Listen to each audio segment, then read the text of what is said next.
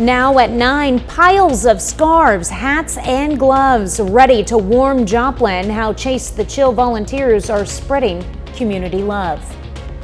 These church pews once served a congregation, and this weekend it could help those seeking shelter from the cold temperatures. I'm Blake Gully. Coming up, the mission to turn this church into a new lifeline for the community.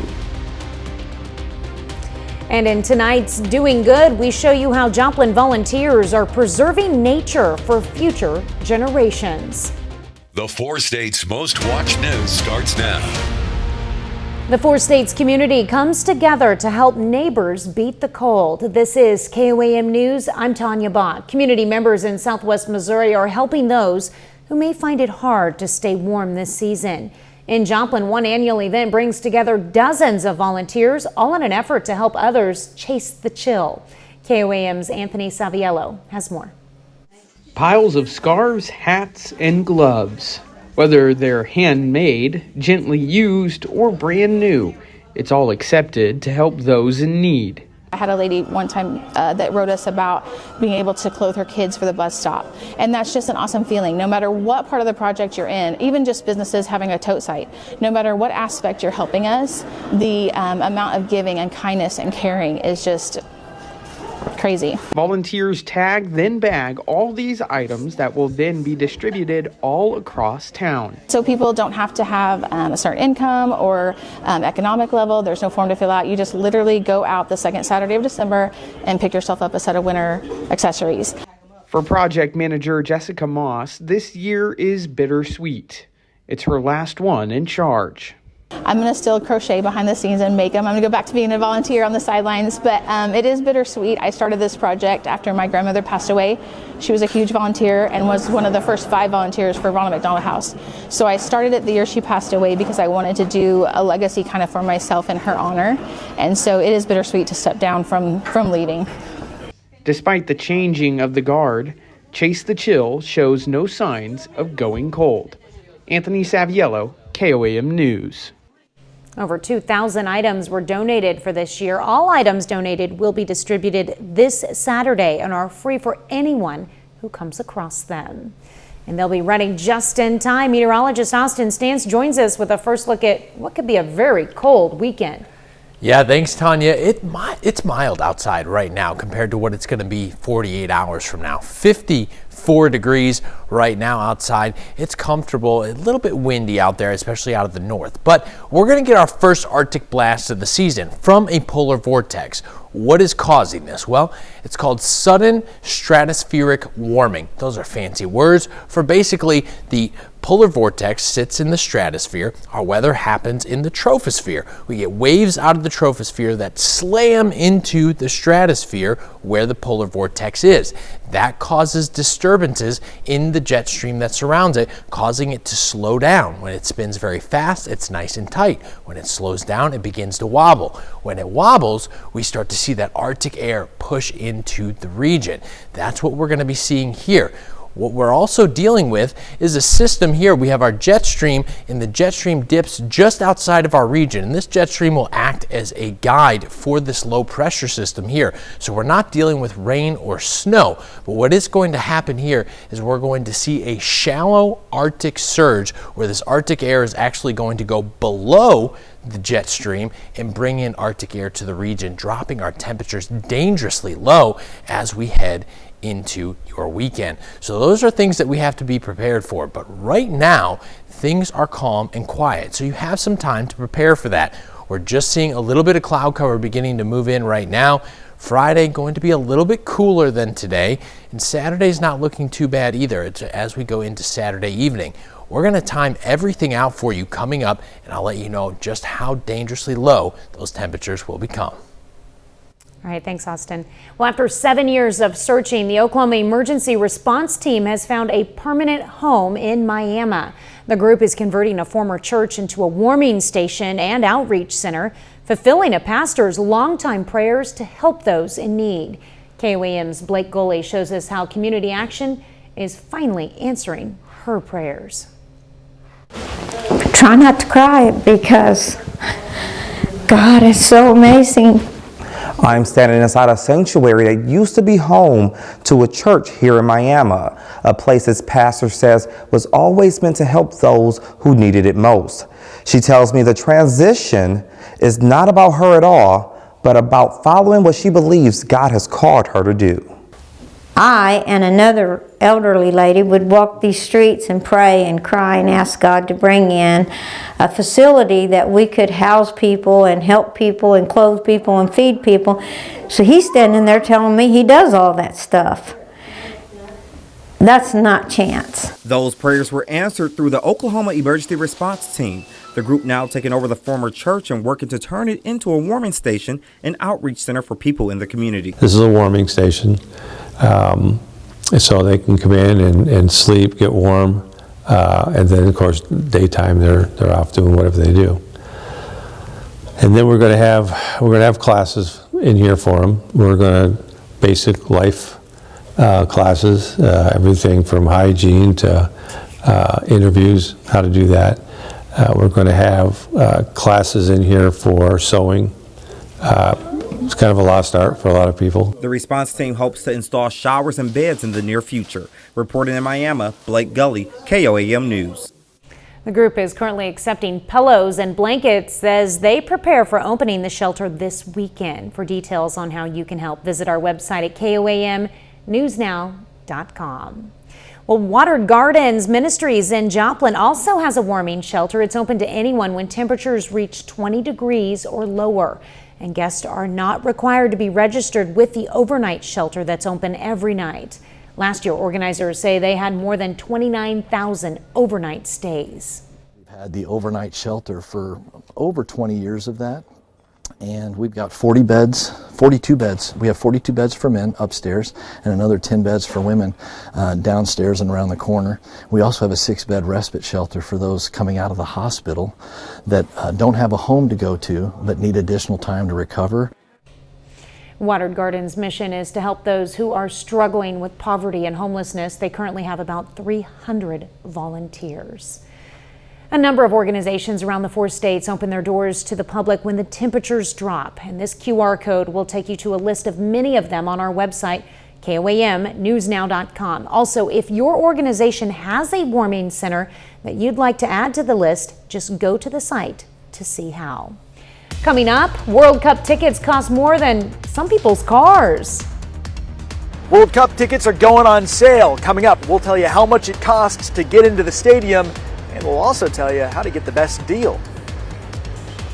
But up first, virtual reality opens nature's door for those who cannot get outside. We look at a new research revealing the surprising health benefits. It's going to be a little cooler for our Friday, much colder heading into Sunday. The latest right here at 7. What are you waiting for? Hurry on into Wayside Furniture, North Main and Fountain Road, Joplin. Winter weather keeps many people indoors, missing out on nature's mental and physical benefits. But new research from Clemson University reveals how virtual nature experiences could help fill that gap. Fox News' Chris DeMeo explains how. While previous studies show a dose of the great outdoors can do wonders for our mental and physical health, the cold and ice of winter can make it hard to get outside, especially for those with medical concerns and limited mobility. But nature is still calling. According to research from Clemson University, virtual reality headsets can help many people who aren't able to safely go outside still access some health benefits associated with time spent in real landscapes. Virtual nature allows for us to have an opportunity, a door opening to be at a beautiful place like this, to be able to feel like you are at a park again or your favorite nature place. And that's going to make us happier. It also helps decrease some of those negative emotions like worry, stress, anxiety. And experts say virtual nature immersion can provide sensations far beyond just looking at traditional pictures. Well, you do a beautiful hike and then you post on Instagram. That captures some of your experience, the visual piece, but it doesn't necessarily feel like you are there.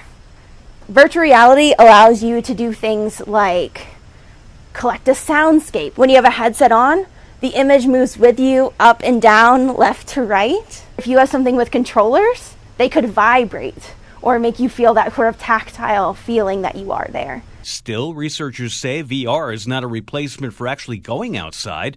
We're really just trying to create an entryway, particularly for people who do not have access or don't feel comfortable outdoors. Chris DeMeo, Fox News.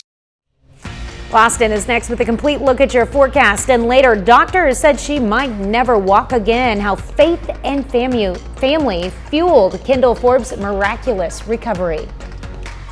Learn how you can help kids this Christmas at Home of Connect to Culture and Spiva Center for the Arts.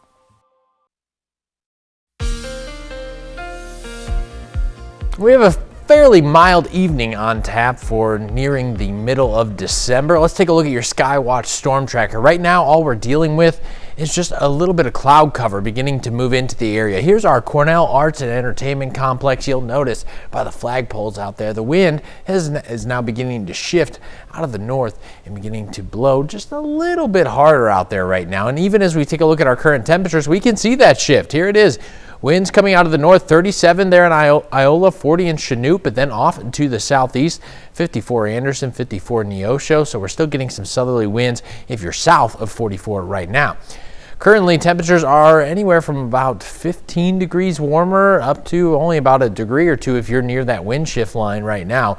As we head throughout the evening tonight, temperatures going to stay fairly steady in the upper 40s until about midnight, and then we're going to start to see those temperatures begin to drop, making their way into the upper 30s overnight as we go to start your Friday morning. 36 degrees overnight tonight. Tomorrow, it's a little bit cooler, but fairly pleasant out there. 46 degrees, a bit windy, 5 to 10 miles per hour, could gust upwards of 20 miles per hour. Now, let's talk about what's happening for the weekend. Saturday night into Sunday morning, this is what you need to know. The good, the bad, and the ugly. The good, there's no snow or rain expected for this weekend. The bad news, temperatures are going to be falling below 15 degrees.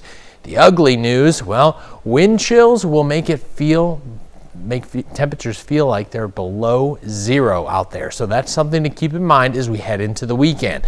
Here's our setup. We're looking at our upper flow, about 18,000 feet. This is the system that we're watching here. We talked about that polar vortex. That Arctic air is going to make its way in. This is the low pressure system that was following along that jet stream there. And this is that system that stays off to our northeast. We see our low pressure situated off to our northeast here, and then off to the southeast. This is where we're going to see some high pressure begin to build in. That counterclockwise circulation is going to continue to drive cooler air into the region. So let's talk about timing on that. Here we are Saturday morning, around 28 degrees. It's cold, but we warm back up into the upper 40s as we approach Sunday or Saturday afternoon.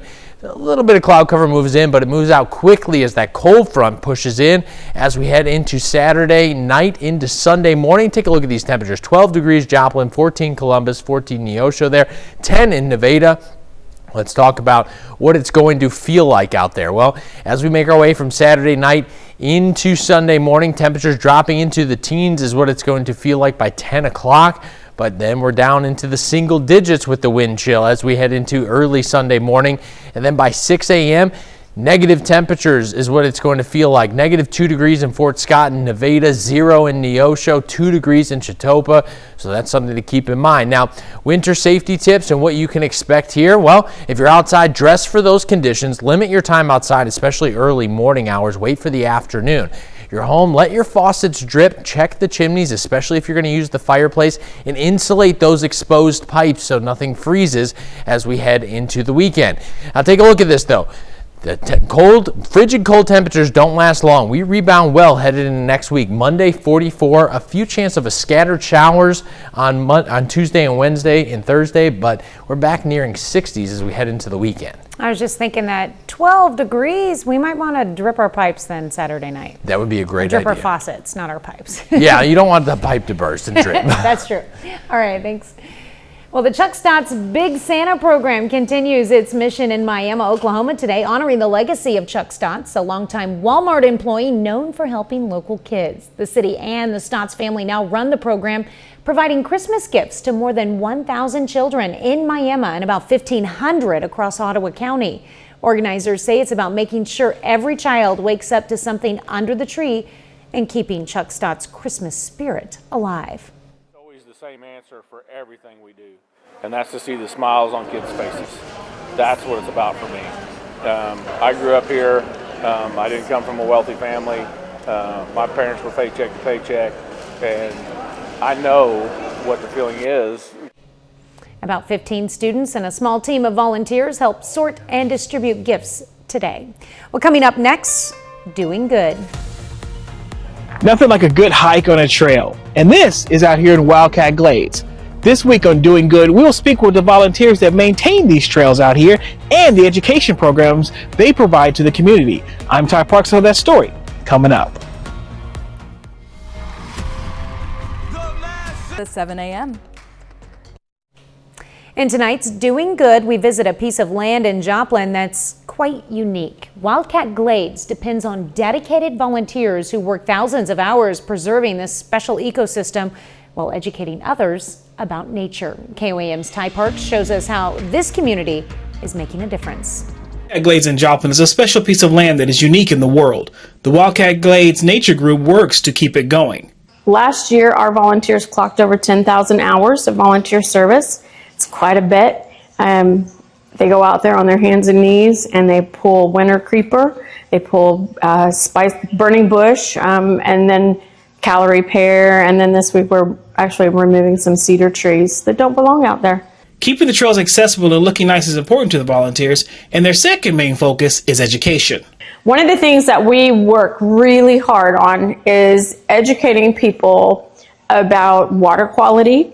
This Shoal Creek is tested multiple times throughout the year, multiple times, to see if the quality is good. Shoal Creek passes again and again. So while it might look brown to people, that is not a bad thing. It's really not.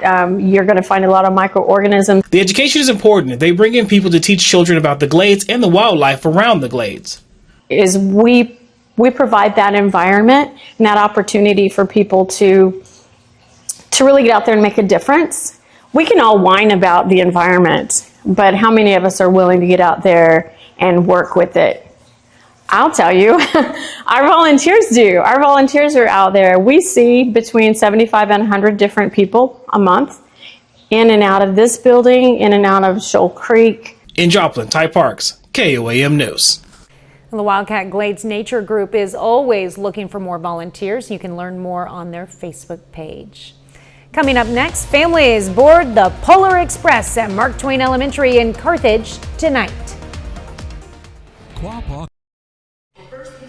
Mark Twain's Polar Express Family Night drew a large crowd with dozens of elementary students and their families coming together for an evening of festive fun in Carthage. The highlights included hot cocoa, a reading of the Polar Express, and each child taking home their own bell. Organizers say this is the third event for the festive event.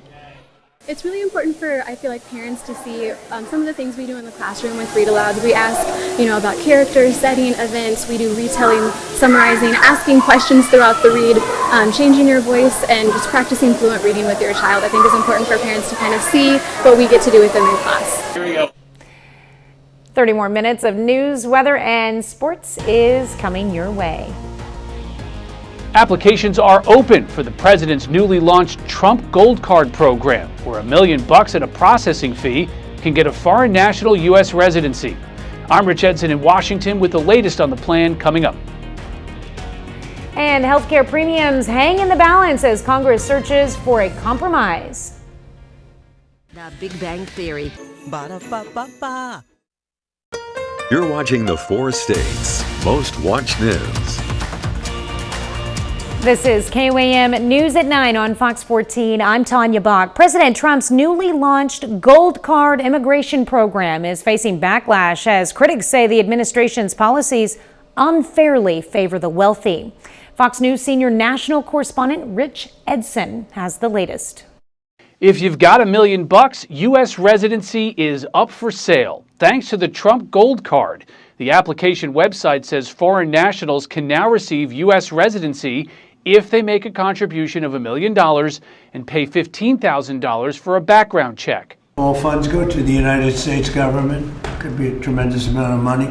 There's also the corporate gold card, where businesses can pay that $15,000 processing fee and $2 million for each employee they'd like to sponsor. So you know these are the best people coming in. They're economically capable of driving our economy, and they're really being better. And so this is sort of raising the value of the people coming into this country. Critics of the program say it unfairly favors the wealthy. Stand up, fight! At a time of continued ICE protests across the country. We wanted to send a strong message to ICE, knowing that they were planning on showing up and intimidating and detaining people. The community stands with immigrants and that we oppose these ICE actions. Also Thursday, a Maryland judge ordered the federal government to release Salvadorian national Kilmar Abrego Garcia from custody. Garcia's case became highly controversial this year when the government removed him to El Salvador. This case has always been about the government's trying to prove that they can do whatever they want, whenever they want, to whomever they want. As for those applying for the new Trump Gold Card, the website says those who pay the fees and are approved will receive U.S. residency in record time. In Washington, Rich Edson, Fox News. Well, Congress races against time to prevent health care premium spikes after the Senate rejects two partisan plans today. Democrats want to renew COVID-era Obamacare subsidies to keep costs down, while Republicans say the program is riddled with fraud and prefer expanding health savings accounts instead. With the clock ticking, bipartisan House proposals may be the only solution. Both plans extend tax credits for 1 to 2 years while adding guardrails to crack down on fraud. The House must vote on these proposals within days to avoid a healthcare crisis that could impact millions of Americans nationwide. Well, the World Cup is still 6 months away, but tickets are on sale now. And as Fox's Max Gordon reports, resale prices are going through the roof. With the World Cup, the sky seems to be the limit for pricing. But as an example, if you want to see the U.S. take on Paraguay here at SoFi Stadium on June 12th, an entry-level ticket as of Thursday morning is going to cost you around $1,400. Here's where the other World Cup games will be played in the U.S. Matches will also be taking place in Canada and Mexico, featuring a total of 104 games across North America. There have already been 2 ticket sales, and FIFA says nearly 2 million tickets have been purchased. But before last week's drawings for matchups, people didn't know which teams would be playing where. Now ticket prices on the resale market are reflecting the popularity of games. As of Thursday morning, TicketData.com shows the cheapest seats available for the World Cup are going for $190 for the June 27th Uzbekistan versus Playoff 1 winner in Atlanta. Unsurprisingly, the most expensive entry-level tickets are currently for the finals at MetLife Stadium outside of New York on July 19th, with prices starting at $8,844. Thursday begins a third drawing for tickets, and in the spring, all remaining tickets will be sold off by FIFA. We talked to a professor at the University of Virginia's Darden School of Business about advice she has to fans looking to buy a ticket. If you can, try to snatch a ticket early. 2, try to be flexible. So flexibility is key. If you don't really mind, which teams you're gonna watch. The third one is try to buy from official channels. And so if something seems too good to be true, it probably is too good to be true. We went hunting around for some of the priciest World Cup tickets we could find. How about paying around $59,000 for a primo seat at the finals? In Inglewood, California, Max Gordon, Fox Business. Austin is next with a complete look at your forecast, and later, from life-threatening injuries to diamond dreams, Kendall Forbes' incredible journey back to softball. And sits atop the Cornell Arts and Entertainment Complex, home of Connect to Culture and Spiva Center for the Arts. Now, your Thursday turned out to be a gorgeous day. Temperatures neared 60 degrees today, but we're going to see some changes in your forecast. Let's take a look at your Skywatch storm tracker. Right now, the only major change that we're seeing right now is just some cloud cover beginning to move into the area right now. We have a system off to our west. Here's our jet stream here. You can actually kind of see it. It dips down just eclipse, or yeah, we're riding the edge of it really, and this is where the low pressure system is riding across that jet stream right now as we see the system crossing central Illinois. Now for us this evening, what we're seeing out there, winds, well, those are beginning to shift out of the north now, so things are going to start to become a little bit cooler as we head throughout the evening. We can actually see that here on our current temperatures. Here are winds now coming out of the north off to our northwest, 40 degrees in Chanute, 39 there in Yates Center. Off to the south though, if you're south of 44, you're still getting some southerly winds, which is keeping your temperatures in the lower 50s right now, so a little bit more comfortable south of 44 this evening. Now, as we head into the overnight hours, we're going to start to see temperatures begin to fall. Not too much cloud cover moves in, just a few passing clouds out there, but as those winds begin to shift, that's when we'll start to see temperatures drop overnight tonight. 36 degrees is where we're going to be overnight, and just still a breezy conditions out there. Becoming a little bit more windy tomorrow, especially as that cold front passes. It's a weak cold front, about 5 to 10 miles per hour out of the north, could gust upwards of 20 miles per hour. Now, as we head into the weekend, there are some things that you should know. Saturday night into Sunday morning, we're talking about the good, the bad, and the ugly. The good news, no snow or rain is expected for this weekend. The bad news, temperatures will begin to fall below 15 degrees, our first real Arctic blast of the season due to a polar vortex. But the wind chills are going to make temperatures feel like they're below zero out there. So that's something to pay attention to as you're headed into the weekend, especially Sunday morning and Saturday night. Saturday night into Sunday morning is going to be the most impactful time for those temperatures. Saturday afternoon, temperatures are in the mid 40s. We're not expecting anything too impactful there, but we see that the cloud cover begin to be pushed out as that cold front moves in. That allows that Arctic air to flow freely in. Temperatures in the 20s right around 10 o'clock. As we head into Sunday morning, though, here we are nearing single digits in Stockton and Nevada at 10 degrees, Joplin at 12 degrees. What it's going to feel like out there, well, it's going to be very chilly. So starting Saturday night into Sunday, you start to see this pink shade start to take over. Those are the cooler temperatures. It'll feel like the single digits by 10 o'clock Saturday night. As we head into the overnight hours, single digits there, and then we're into the negative temperatures below zero. Fort Scott, -2, Stockton, -2, Lamar as well, Webb City and Neosho sitting at 0. That's what it's going to feel like. There are some things that you can do to keep yourself safe. Dress for conditions, limit your time outside, especially in the early morning hours. Check on others, especially if you have some elderly neighbors, and watch for some icy areas that we could see just a brief glaze out there. Let's get a look at your 10-day forecast. Things rebound really well after Saturday night and Sunday. We're back into the 40s on Monday and then headed back into the 50s by the middle part of next week, trying to get back into the 60s by the weekend, Tanya. But don't forget to drip your faucets Saturday night, because that is when we're in the danger zone there a little bit. Exactly. That's a really great tip. All right. Thanks, Austin. Well, still ahead, Missouri Southern hires a new soccer coach, plus high school basketball highlights from the Freeman Lady Classic. Ben McLeish has those stories and more up next in sports. Looking for your next job? Visit KYMNewsNow.com/feed to learn more. Several local high school boys basketball teams take the floor for the 79th Carthage Invitational tonight. The Webb City Cardinals taking on the Nevada Tigers. Final seconds of the first half. The tie game, Kellen Braden with a beautiful pass to Sean Simmons, who scores the wide open bucket, and the Tigers enter intermission up 2. They'd keep rolling in the third quarter. Braden with another great pass. Mason Majors drains the triple to put Nevada up by 4. But the Cardinals would storm back. Trey Turner finds Jackson Adams wide open in the corner. His three-point attempt is nothing but net, and Webb City leads by 5. The Tigers would reduce the lead to 2 points in the final seconds. They need a bucket, but Trey Turner steals the ball. He's fouled and makes his free throws as Webb City takes down Nevada 43-39. And host school, Carthage battles Link Academy. And you don't see this every day. The Tigers start the game with 4 free throws before the clock starts because of a pregame technical foul by the Lions. Jonah Barrett drains 3 out of 4, and Carthage takes a 3-0 lead. But Link scores 13 unanswered. The Tigers looking to make something happen. Landon Ray throws one up from 3, and it's good. Looking to keep the offense rolling. Henry Latham drives to the basket and lays it in. But the Lions kept pouring it on. In transition, Chase Brown with the easy points to give Link the 12-point lead. The Lions go on to take down Carthage 64-38. And we've got some girls basketball teams battling as well in the Freeman Lady Classic. The 29th annual Freeman Lady Classic kicking off on Thursday. Webb City battling Blue Springs South.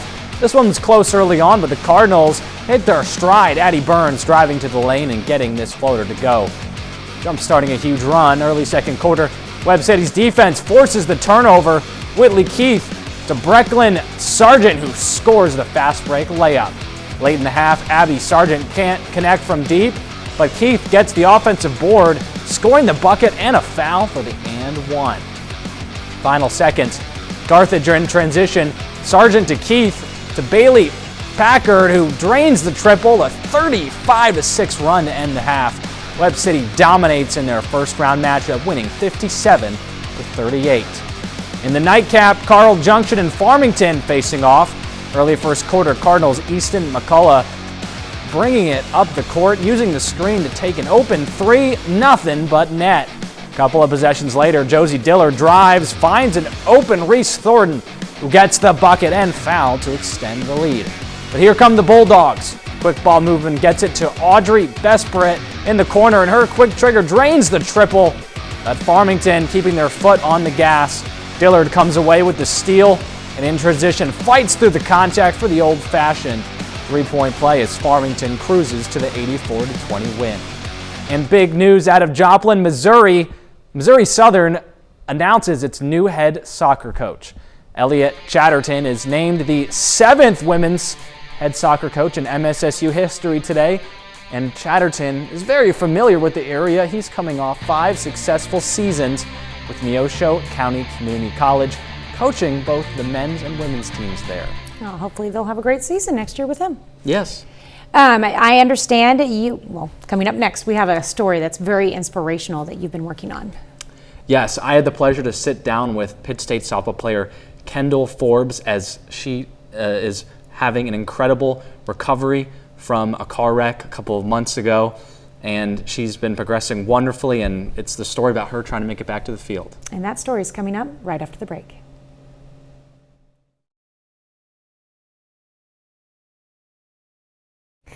Pitt State has seen plenty of remarkable athletes throughout the years, but none quite like the softball star, proving every day that the impossible is not so impossible. KOAM's Ben McLeish shows us how faith and determination are helping her swing for the fences once again. Just 7 months ago, Kendall Forbes was a difference maker for Pitt State on the diamond. A game changer. A player who could swing the energy the moment she stepped on the field. She's a spark plug, man. She's super athletic, super fast. The kind who could steal a win all by herself. She won a game single-handedly for us. Down 1, there's 2 outs in the 7th, and she's on 3rd, and she stole home and just changed the game. She played with passion, purpose, the kind that started long before college. Well, I like to joke that I was born on a softball field. But 1 second is all it takes for a story to change forever. In late July, Kendall Forbes was in a car wreck, a wreck that nearly took her life. Head trauma, a broken pelvis, pins through her skin, holding her body together. It's kind of like Tinker Toys that were keeping her pelvis stable. The recovery was brutal, emotionally, physically, mentally. But the nurses at Madonna Rehabilitation Hospitals saw something in Kendall, the same fight she showed on the field. When she couldn't put weight through her legs and had a big piece of metal sticking out of her pelvis, that's very easy to get frustrated and sad and angry, but she used that energy and put it towards her rehab and what she could do. And when the day finally came, the day she could stand on her own 2 feet again, I bolted. I was standing and walking within, 10 minutes. 30 seconds of that call. But there was something else guiding her through each step, the love of her family. We're just so grateful to have her here. A family rooted in faith, leaning on prayer, trusting that God was not done with Kendall. He must have something good in store for me here. And now, little by little, the girl born on a softball field is taking her first swings at a comeback. She knows what she wants and she's going to go after it, and she's going to work really hard to do it, and she's going to do it in the right way. The plan? Return to the diamond in 2027, a goal that feels destined to the people who know her best. It's like inevitable what she's doing. I don't know if there'll ever be another time in my life where I'll want to write a name on the lineup card more than that name right there, the first chance I get. A recovery most would have called impossible. Kendall Forbes is living proof that love, perseverance, and unshakable faith can turn life's curveballs into home runs. Ben McLeish, KOAM Sports. Well, less than 5 months since the wreck, Kendall is already taking batting practice. Amazing. Up next, from CEO struggles to concert films, Hollywood's biggest names deliver new content. Billie Eilish gives a first look at her upcoming concert film, and Serena Williams leads a new docu-series spotlighting famous CEOs. Fox's Ashley Dvorkin has all the latest in today's Hollywood Nation. Eilish opens up, Zendaya brings the drama, and Williams powers up in the Hollywood Nation. Serena Williams leads a powerhouse lineup in Prime Video's new docu-series, The CEO Club. The 8-episode show follows Williams and fellow trailblazers Talia, Winnie Harlow, and Dee Oklepo Hilfiger as they navigate life as CEOs and entrepreneurs, balancing public success and personal challenges. It premieres February 23rd. Aang's next chapter begins in today's First Looks. Netflix dropped the teaser for Avatar: The Last Airbender Season 2, which follows Aang and Team Avatar as they continue their mission to restore balance. After saving the Northern Water Tribe, the group heads into the Earth Kingdom to rally the Earth King against the Fire Nation. The live-action series returns in 2026. I love that he's carrying. Zendaya and Robert Pattinson face a rocky romance in The Drama. They play a happily engaged couple whose wedding week spirals after an unexpected twist. The film arrives in theaters April 3rd. Billie Eilish is giving fans an emotional first look at her new concert film. The trailer for Hit Me Hard and Soft, the tour live in 3D, features footage from her recent world tour and behind-the-scenes moments, including Eilish reacting to the news her brother and collaborator Phineas won't be joining her on the road for the first time. The Grammy winner teamed up with legendary filmmaker James Cameron to bring the project to the big screen in immersive 3D, which arrives in theaters March 20th. In Hollywood, Ashley Dvorkin, Fox News. And that's our time for tonight. Thank you for joining us. We're going to leave you with video of snow leopard cubs at the Bronx Zoo enjoying their first snowfall. Have a great night and an even better tomorrow.